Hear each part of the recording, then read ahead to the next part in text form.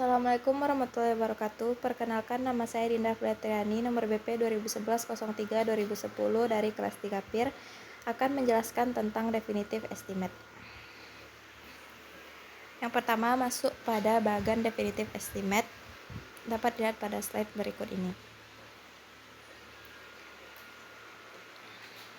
Selanjutnya, siklus cost estimate. Proses cost estimate dapat digambarkan sebagai siklus sebagai berikut yang dimulai dari data lokasi proyek sampai biaya proyek. Selanjutnya, construction economy.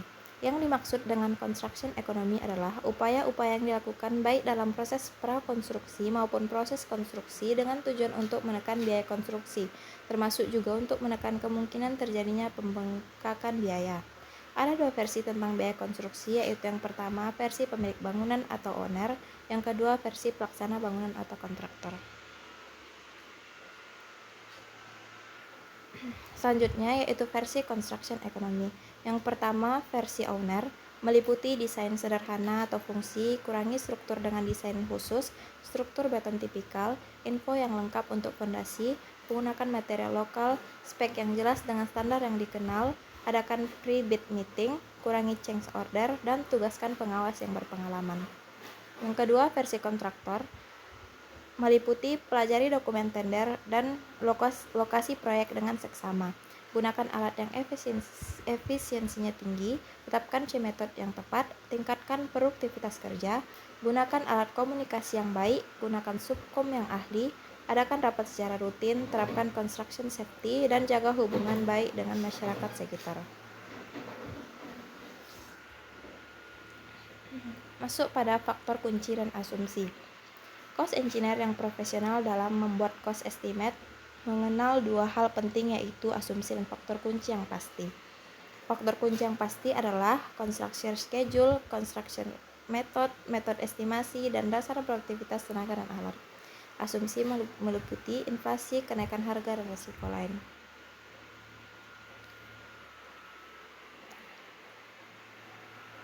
Faktor pasti dan asumsi meliputi preliminary estimate, semi-detailed estimate, definitive estimate yang mencakup pada faktor asumsi dan faktor pasti.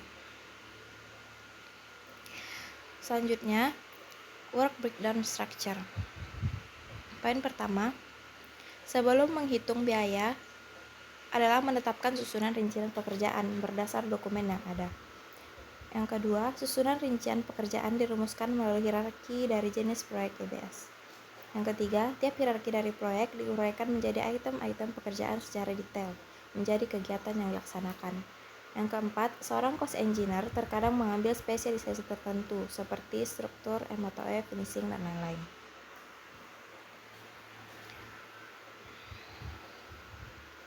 Dalam work breakdown structure, hal-hal yang diperlukan ialah seperti yang pertama, dokumen tender meliputi gambar, spesifikasi, persyaratan, surat perjanjian, dan agenda.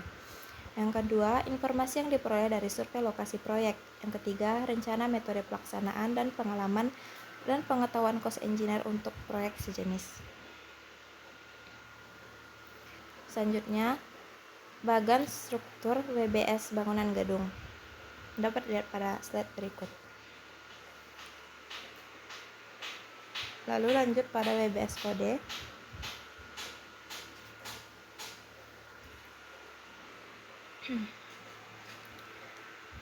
Selanjutnya, WBS dalam teks. WBS dalam dokumen ditampilkan dalam bentuk teks dengan diberi nomor kode sebagai berikut. Bangunan gedung meliputi kode-kode berikut.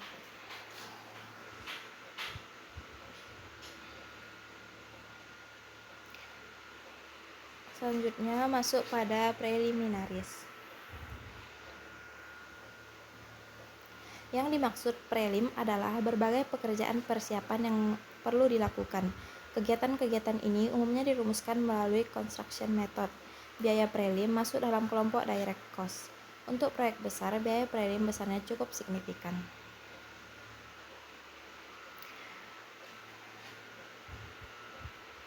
Contoh prelim untuk proyek gedung meliputi soil investigation, temporary site office, ceremony, contract document, shop and AS drawing, site overhead, cleaning, mobilisasi dan demobilisasi, tower crane, K3 dan lain-lain.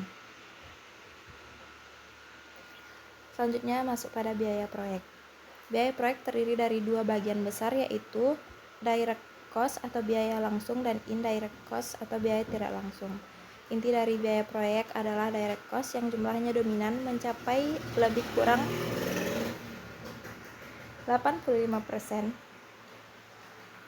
dari total biaya proyek. Keakuratan direct cost sangat dipengaruhi oleh kemampuan cost engineer yang diwujudkan dengan kuantiti dan harga satuan atau terhadap setiap item pekerjaan.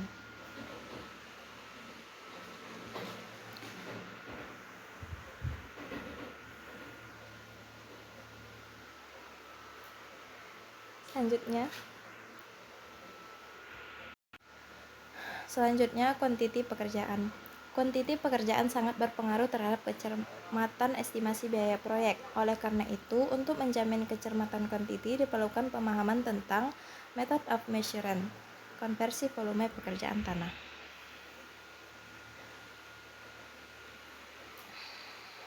Method of measurement. Dalam kegiatan sehari-hari, banyak kita jumpai cost engineer dan estimator bekerja tidak standar dalam sistem perhitungan. Kelemahan ini menyebabkan berbagai masalah, yaitu hasil perhitungan tidak meyakinkan, sulit melacak kalau terjadi kesalahan, dan sulit diteruskan oleh orang lain bila estimator yang bersangkutan berhalangan. Perlu mengembangkan method of measurement dengan memakai standar dari quantity surveyor.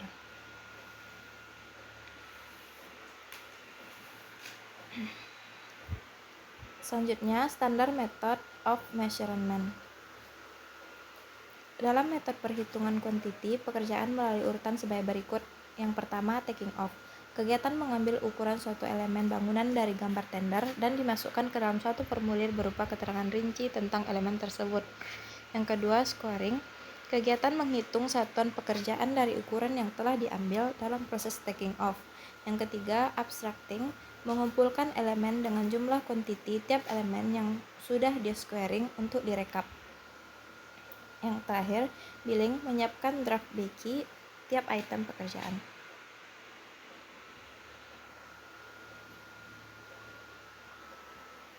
Contoh formulirnya terdapat pada slide berikut.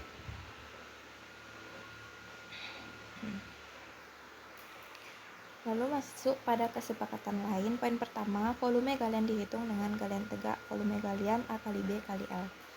Selanjutnya, volume beton. Pada pertemuan struktur beton meliputi kolom dihitung seluruh panjangnya, slab dikurangi bagian kolom, dan balok dikurangi bagian kolom dan slab.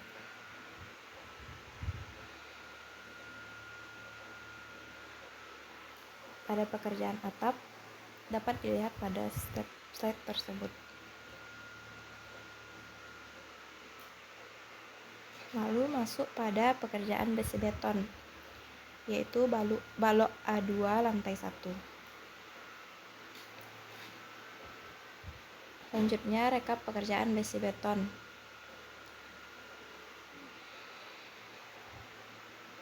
Dan volume pekerjaan tanah. Unsur-unsur volume tanah sebagai berikut, dan ada 3 jenis volume tanah, yaitu bank atau asli, loose atau lepas atau gembur, compact atau padat.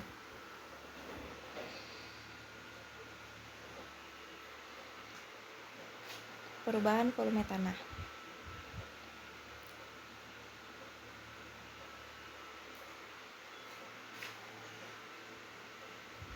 Selanjutnya masuk pada faktor kembang atau susut. Poin pertama, faktor kembang atau swell factor terhadap volume bank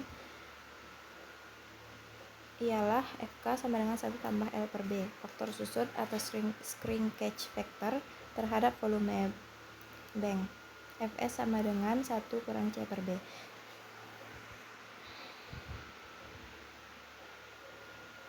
Selanjutnya, contoh tabel konversi volume.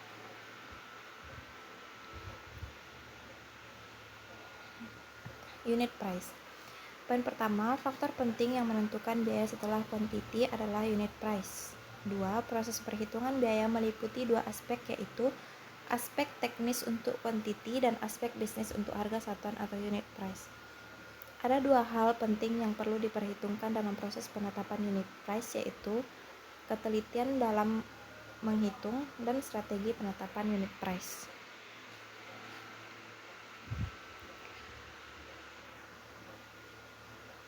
Hal-hal yang mempengaruhi unit price ialah unit price untuk proyek konstruksi sulit untuk distandarkan karena banyak faktor yang mempengaruhinya.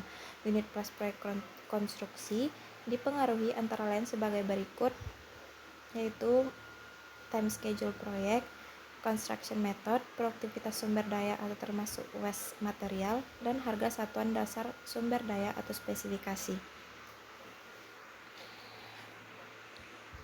Waktu versus unit price. Hubungan antara waktu pelaksanaan proyek dengan biaya dapat digambarkan sebagai berikut.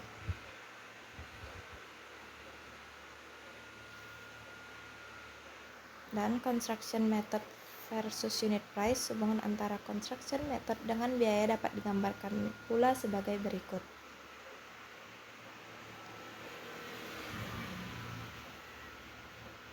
Contoh alternatif CM jembatan.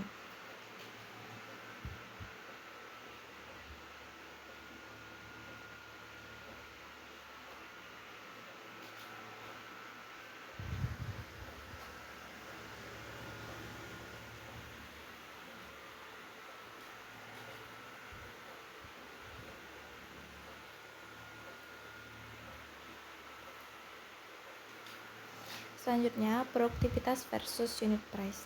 Definisi. Produktivitas adalah besarnya output atau hasil pekerjaan persatuan waktu untuk setiap sumber daya yang digunakan. Hubungan dengan unit price adalah produktivitas naik, unit price turun, dan produktivitas turun, unit price naik. Produktivitas adalah suatu kemampuan atau bisa rendah dan juga bisa tinggi.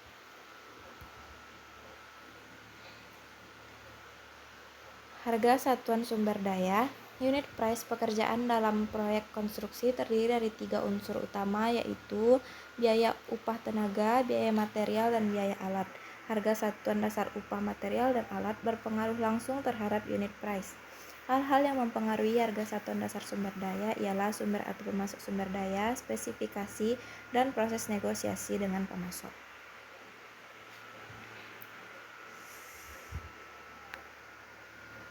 Unsur-unsur unit price. Unit price suatu pekerjaan pada akhirnya ditentukan oleh unsur-unsur yang dipengaruhi oleh aspek-aspek yang dibahas di depan. Unsur unit price yang utama ada 3, yaitu upah tenaga kerja atau labor, bahan atau material, dan alat atau equipment.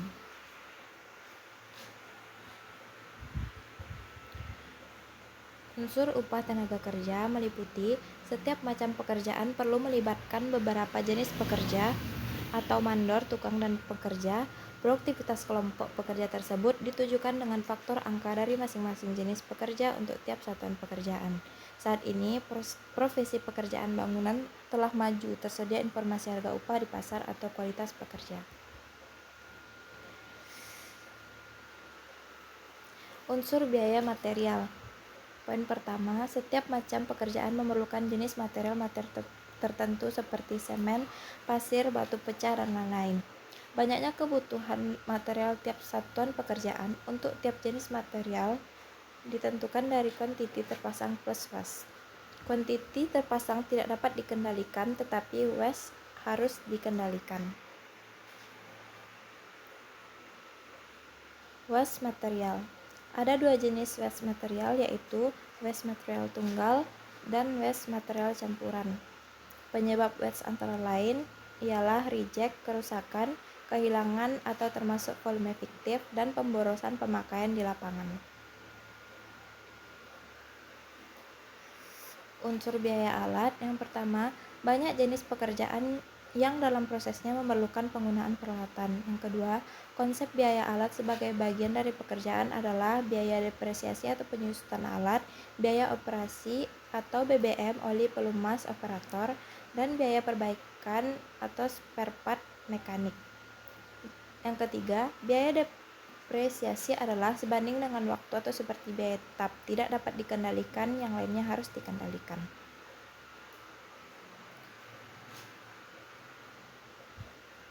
Contoh biaya operasi dapat dilihat pada slide tersebut. Dan begitu pula dengan contoh biaya perbaikan. Selanjutnya, unit price pekerjaan khusus. Dalam suatu proyek tentu, ada pekerjaan-pekerjaan yang bersifat khusus atau sangat spesifik, atau yang belum dikuasai oleh estimator yang bersangkutan. Pekerjaan khusus tersebut antara lain pekerjaan M atau E, seperti building automatic system, pekerjaan landscaping, pekerjaan yang bersifat seni seperti ornamen, ukir-ukiran, lukisan, dan lain-lain. Unit price pekerjaan-pekerjaan khusus tersebut sebaiknya dimintakan dari ahlinya. Bagan harga satuan dapat dilihat dari slide berikut. Dan begitu juga dengan unit price dalam falas. Selanjutnya, indirect cost proyek. Definisi indirect cost adalah biaya yang harus dikeluarkan untuk kegiatan yang tidak berkaitan secara langsung dengan kegiatan proyek. Ciri-cirinya, kegiatan dari indirect cost tidak berlangsung di lokasi proyek dan tidak ada kaitannya dengan komponen biaya proyek secara fisik. Indirect cost dalam cost estimate sering dimasukkan sebagai markup proyek. Setiap perhitungan dengan biaya proyek selalu ditambah dengan markup atau biaya tidak langsung. Markup biasanya terdiri dari kontribusi terhadap biaya tetap organisasi atau perusahaan yang ada, cadangan untuk risiko, dan cadangan untuk laba. Besarnya markup sangat tergantung pada tingkat persaingan yang ada. Selanjutnya, struktur bid price dapat dilihat pada slide berikut, dan juga cost estimate versus bid price. Selanjutnya, unsur utama markup, kontribusi proyek,